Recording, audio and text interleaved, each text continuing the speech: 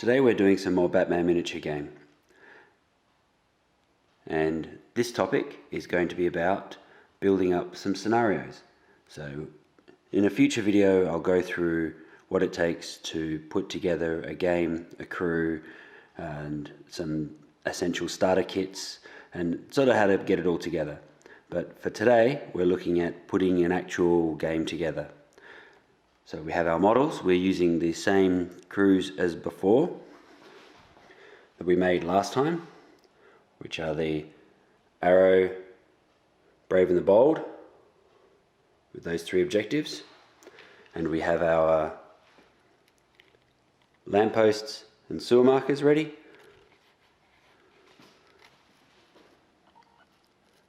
With our equipment already assigned, and the opposing team being the Joker crew out of the Bat Box. And again with their equipment assigned.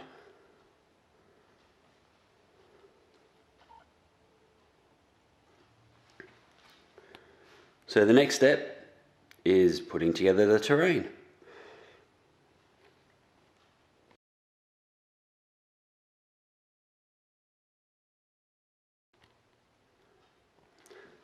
So this is the terrain we're using, which is the Dark Carnival from the Malifaux Plastcraft kits, which also work out to be the same scale and terrain as the Batman miniature game.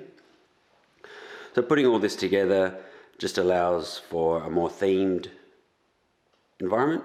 You could easily do buildings, cityscapes, sewers, or any sort of environment that sort of adds to the scenario. And then you're looking at the terrain becoming part of the strategies and part of the story that you're building behind. So the next step after doing the terrain is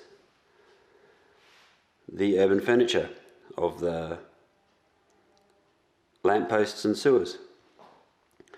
I've also added this. It's just for the more acrobatically inclined to be able to get some height if required.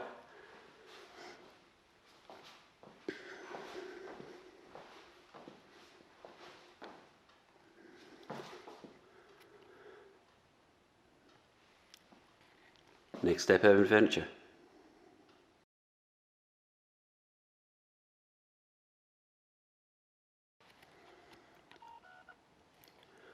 So right now we're going to roll for the scenario.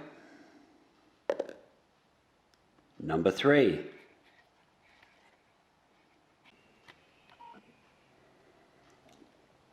Scenario 3, patrol.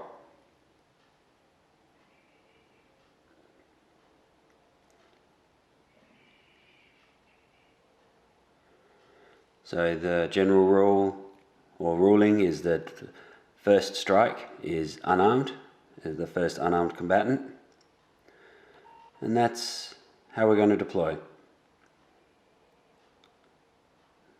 The Arrow crew are Team B and Team A being Joker.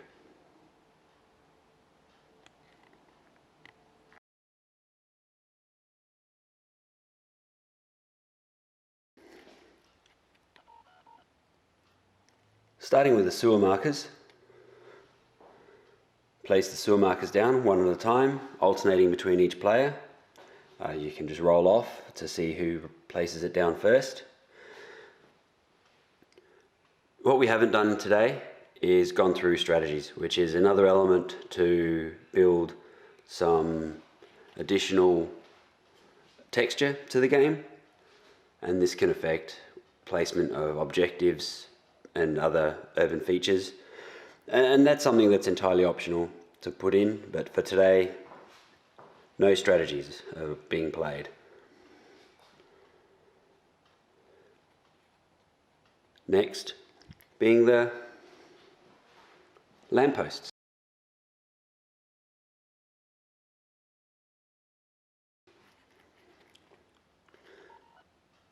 So the lampposts generate the light that the models can use to see, otherwise they can't see any further than 12 inches. But if you're within 4 inches of a lamppost, you can be seen by whoever has line of sight. So 6 are down, 3 each. Sewer markers are down, and we're ready for the next step.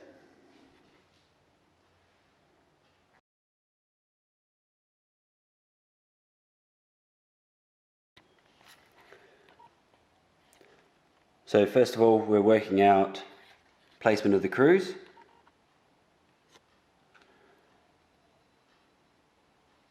One to three, the Joker go first.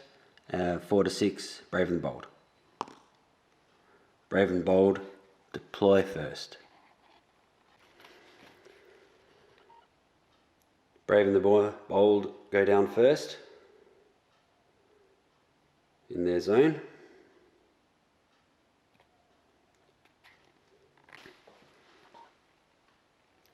Joker crew, half their list goes down next. Next up, the remaining parts of the crew.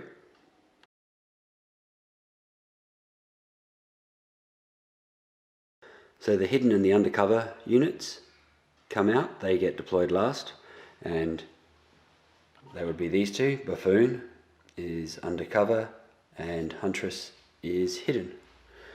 Objective markers go down. So these are the objective markers for the Joker that must be placed inside the deployment zone of the opposition. And then canister and canister, hoping to put a few wounds or at least cause a bit of a problem for anyone rushing forward. From the Brave and the Bold side, Wayne Tech and the other markers over there inside the deployment zone of the Joker. Alright.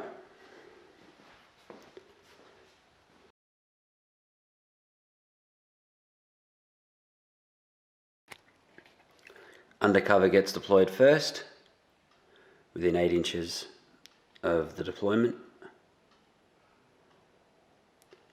and hidden. So Huntress is stalking the prey from the flank. She also has stealth, which means that she can't be seen from within 8 inches, or up to 8 inches instead of the usual 12. So she's got a bit of an advantage. And away we go. We're ready to start.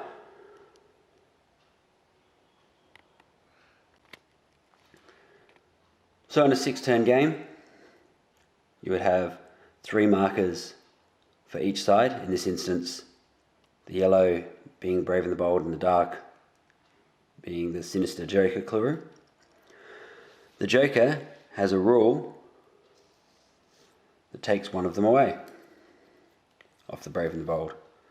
So even though it's normally a 6-turn game, there are now 5 markers, and the game will end as soon as it gets to the end of the markers. There are some strategies and some abilities which add additional tokens, but if you've got a 6-turn game, then you can go no further than the 6 turns, even if you've got up to 8 markers or 9 markers in a game, like in the bag. All that means is that you've got more chance of one side over another for taking the lead each turn.